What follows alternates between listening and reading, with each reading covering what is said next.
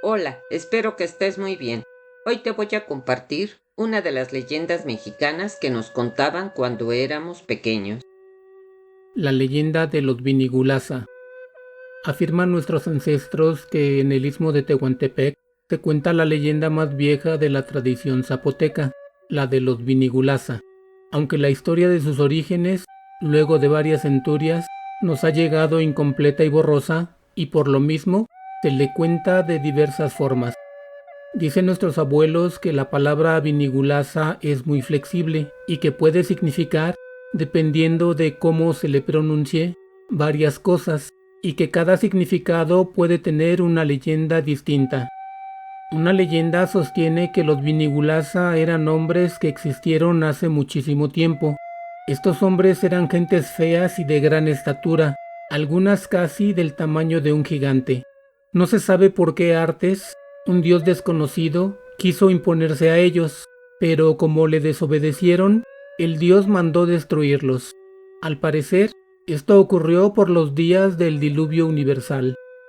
Algunos de los abuelos de nuestros abuelos contaban, sin embargo, que no todos aquellos hombres eran vinigulasa, sino solo unos cuantos, y que los vinigulasa eran elegidos de los dioses y que vivían sin ser vistos más que por los espíritus superiores, para encauzar la vida de los pueblos en los que vivían, que eran sabios sacerdotes, valientes guerreros, magos y adivinos, y que cuando los dioses soltaban sobre los pueblos las grandes calamidades, antes que nadie estos hombres hacían penitencia y muchas veces se sacrificaban para aplacar a las deidades, y que cuando envejecían adquirían la extraña capacidad de convertirse, mediante una oración, en monos, cerdos o perros, con el fin de burlar y dañar a sus víctimas, y su destino estaba atado irremisiblemente al destino de otro ser, un ave o un pez a quien llamaban Güenda.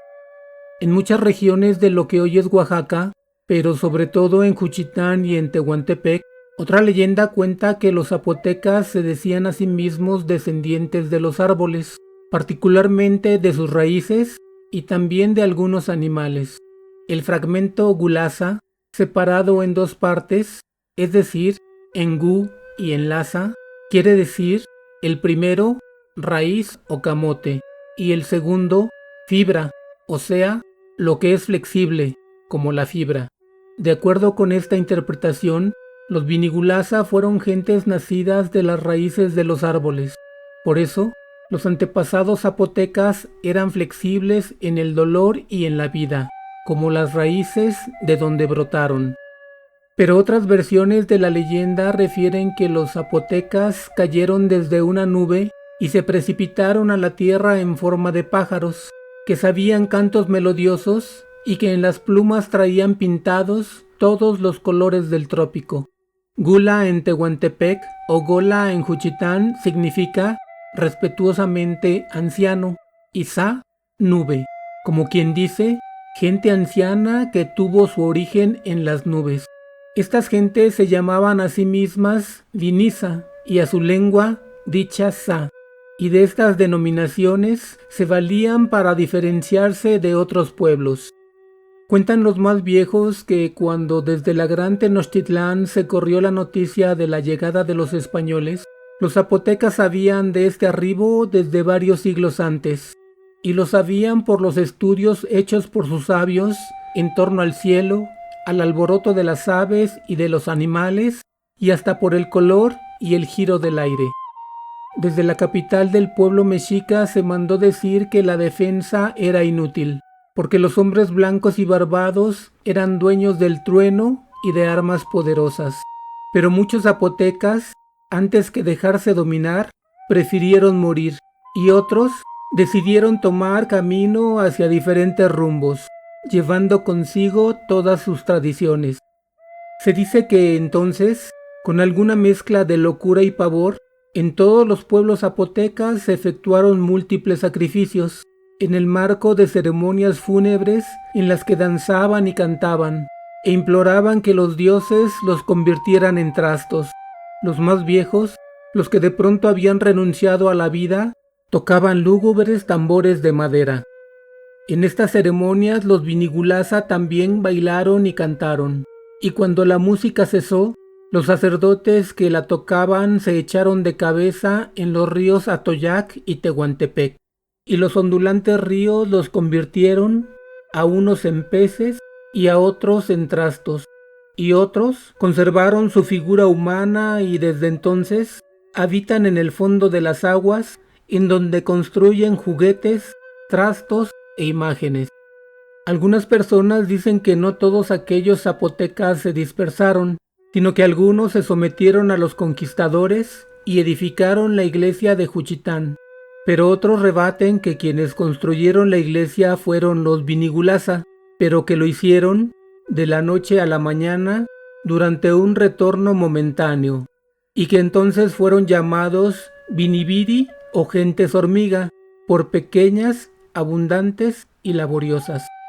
Para reafirmar que los Vinigulasa sí se dispersaron después de oír música y danzar, los más viejos hacían notar que en los matrimonios de la gente pobre, durante el festejo, había un momento en que la alegría llegaba a su punto más alto, y que en ese momento se tocaba una música sencilla y de alguna manera también triste, y que al ritmo de la melodía la novia danzaba con el novio y recogían en el centro de la enramada, en una jícara de colores, una dádiva que tradicionalmente era de 6 centavos, y ese ritual se denomina medio shiga. El ritual del medio shiga es ancestral en las bodas del Istmo de Tehuantepec. Medio proviene del valor de la moneda real, pues medio real equivalía a 6 centavos. Shiga es la palabra zapoteca para definir jícara, la cual originalmente estaba hecha de una fruta llamada xicalpestle. En la celebración de las nupcias se interpreta el son llamado medio shiga, o son de la cooperación, y los invitados que así lo desean depositan dinero, medio, en los xicalpestles, shiga, de los novios. A cambio, los invitados reciben un cántaro de barro con el que danzan al ritmo del son. Cada persona intenta romper el cántaro de su pareja o los de otros, mientras cuida el propio. Anteriormente, al final del son, los participantes, aún con los cántaros, los rompían lanzándolos al piso. Con este ritual se daba por entendido que la mujer dejaba a su familia e ingresaba a la familia del marido o formaba otra familia, y los padres y familiares de la novia se entristecían y lloraban porque no sabían qué vida le tocaría a la desposada.